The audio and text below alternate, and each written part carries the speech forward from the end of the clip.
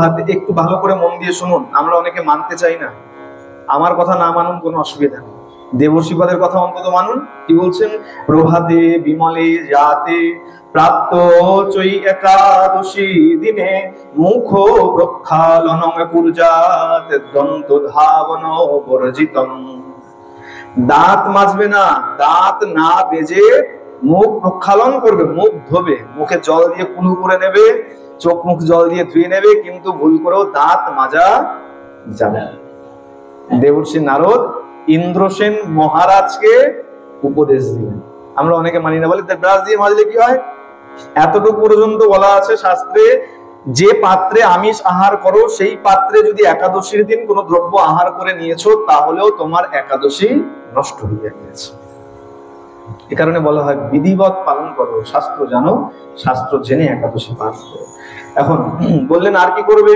অদ্য স্থিতা নিরাহার সর্বভোগ বিবর্জিত সৌভক্ষে পুণ্ডরিকাক্ষং শরণং মে ভবাচ্যুতম। হে পুণ্ডরিকাক্ষ, হে অচ্যুত ভগবান, আমি আজকে সর্বভোগ বিবর্জিত হয়ে নিরাহারে থেকে আজকের এই একাদশী ব্রত পালন করব, আর অনন্তর পর দিবসে যথারীতি তোমার সেবা পূর্বক তারপরে আমি প্রসাদ গ্রহণ করব। তুমি আমার স্মরণে থাকো। সোজা কথায় তুমি আমায় কৃপা করো যেন আজকের একাদশী আমি সফলভাবে নিরাহারে থেকে এই একাদশী ব্রত পালন করতে পারি। নিরাহারে, মহারাজ পর্যন্ত নিরাহারে একাদশী ব্রত পালন করে, আর আমাদের সময় আসলেই আমরা চিন্তা করি কোনটা খাবো। আগের দিন এটা খেয়েছিলাম, অসুবিধা হয়ে গিয়েছিল, গ্যাস হয়ে গেছে।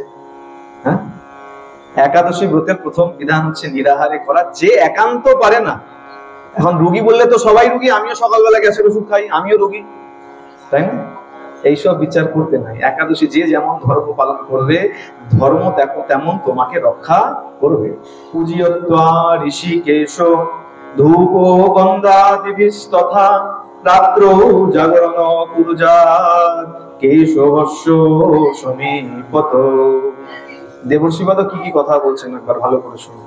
কি বলছেন? পূজিতা ঋষিকেশ, ঋষিকেশের পূজা করবে ধূপ দীপ দিয়ে, আর রাত্র জাগরণ করবে। তার মানে এটা আমার কথা নয়, আমি যে আগের বার একাদশী দেশে বলে গেছি রাত জাগবে, না হলে পরে সম্পূর্ণ একাদশীর ফল পাওয়া যায় না, এটা আমার কথা নয়, আমি নিজে বানিয়ে বলি। দেবর্ষিপাদ বললেন রাত্র জাগরণ পূজাত কেশবস্য সমীপত, ভগবানের সামনে রাত্র জাগরণ করবে। দ্বাদশীর বিধান এটাই, আগে বৈষ্ণবকে সেবা দেবে, ভগবানের সেবার পর বৈষ্ণব সেবা হবে, তারপরে প্রসাদ পাবে। কিন্তু এখন প্রশ্ন, সকালবেলা বৈষ্ণব কোথায় পাবো, খুঁজতে কোথায় যাব? এই কারণে আমরা শর্টকাট করে নিয়েছি। কি করে নিয়েছি? একদম জগন্নাথ দেবের মহাপ্রসাদ আনিয়ে রেখেছি, আর সকাল হলেই সকালবেলা ঘুম থেকে উঠে ভালো করে মনে রাখবেন, দন্ত ধাবন করে যদি প্রসাদ গ্রহণ করেছেন একাদশী নিষ্ফল হয়ে গেছে।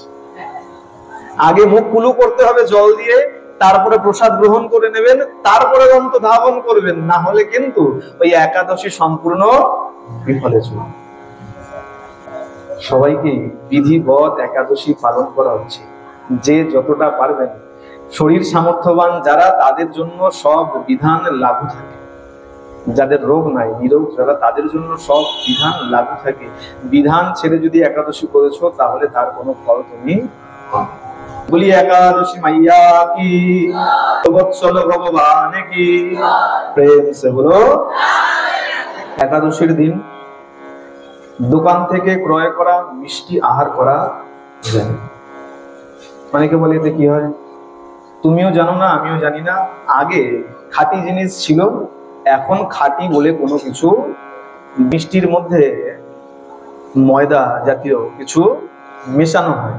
আর যদি না মেশায় এত সুন্দর গোল গোল বড় বড় রসগোল্লা বানানো সম্ভব নয়। যদি বিশ্বাস না হয় বাড়িতে গিয়ে আজকে ছানা কেটে বাড়িতে ঘরে রসগোল্লা বানিয়ে দেখো, তাহলে বুঝতে পারবে দোকানের রসগোল্লা এত সুন্দর কেন হয়। এ কারণে দোকান থেকে ক্রয় করা মিষ্টি, দই পর্যন্ত আহার করা উচিত। আর কাংস পাত্রে আহার করা উচিত নয়। আমাদের অনেককে দেখা যায় যে কাঁসার পাত্রে একাদশীর দিন আহার করা হয়। কাংস পাত্রে কদাপি একাদশীর দিন আহার করা উচিত নয়। আর একাদশীর দিন মধুও খেতে নেই। একাদশীর দিন মধু খেতে নেই। অনেকে চিন্তা করে যে মধু খাওয়া যায় না, একাদশীর দিন মধু আহার করা যায় না। হরিভক্তি বিলাসে যদি একাদশীর বিষয় যেখানে আছে সেখানে পরিষ্কার বলা আছে, যারা আমিষ দ্রব্য গ্রহণ করে, আমিষ আহার, কাংস পাত্রে গ্রহণ, মধু, এই সকল দ্রব্য একাদশী দ্বাদশী পর্যন্ত এইসব আহার করা যায়। আর সব থেকে বড় কথা, শাস্ত্রের কথা, একাদশী করছো আর মনে মন যদি অপরকে নিয়ে কুচিন্তা করছো, তাহলেও সেই একাদশীর কোনো ফল লাভ হবে। ভগবানের ব্রত করছি আর ব্রতে বসে বসে অপরের কুচিন্তা করছি, ওর যেন খারাপ হয়, এর যেন এটা হয়, তাহলে পরে ভগবানও তোমার দিকে দৃষ্টিপাত, দেবী একাদশীও তোমাকে কৃপা। সুতরাং নিজের মনকে সবার প্রথমে নির্মল করে যদি একাদশী ব্রত করো, তাহলেই একাদশী সফল।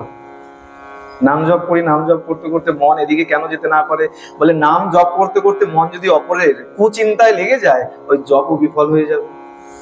এ কারণে জপ সবসময় একদম একনিষ্ঠ ভাবে এক জায়গায় বসে, বলে সব থেকে উত্তম অন্ধকার ঘর করে নাও আর ভগবানের চিত্রপট সামনে রেখে নাও আর একটা প্রদীপ জ্বালিয়ে দাও সামনে, আর তার দিকে তাকিয়ে আসনে উপবিষ্ট হয়ে সংখ্যাবদ্ধ যে জপ, গুরুদেবকে যেটা বলেছো যে গুরুদেব আমি 4 মালা করব, আমি 6 মালা করব, 8 মালা করব, 10 মালা করব, যে সংখ্যা বলেছো একদম একনিষ্ঠ ভাবে বসে সেই জপ করা উচিত। ঠিক তদ্রূপ একাদশীর দিনও মনকে পবিত্র রাখা উচিত। সেগুলো